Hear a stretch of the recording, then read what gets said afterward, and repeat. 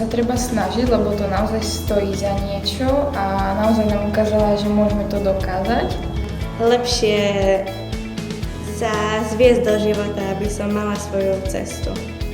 Životu lepšiu, jak mám teraz.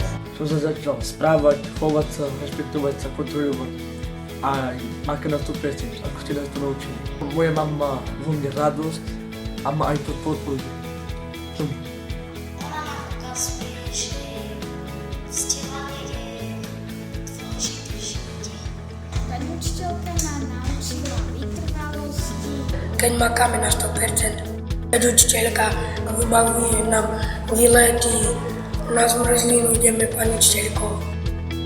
Nie je to už taká nuda, že proste každý deň sadnem, naučím sa, čakám, kým zazvoní a idem preč.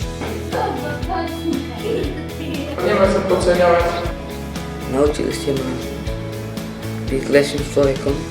Všelijaké metódy, aby sme si to ľahšie zapamätali. Je zdrojom inšpirácie pre ostatných kolegov. Všetkých sa mi zdá, že ako bere rovnocene, čo tak ja sledujem, či je to chlapec, dievča, či je to Rom, nerom, to je jedno, či všetkých berie rovnako.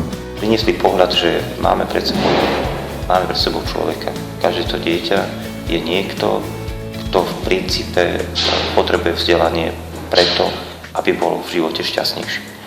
A nezáleží na tom, kde sa narodil, a nezáleží na tom, či dnes už chápe, že vzdelanie je vec, ktorú potrebuje.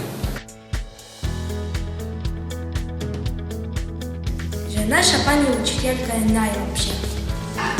Pán učiteľ, robte ťažké príklady, aby sme vedeli všetko. Aby Všetky deti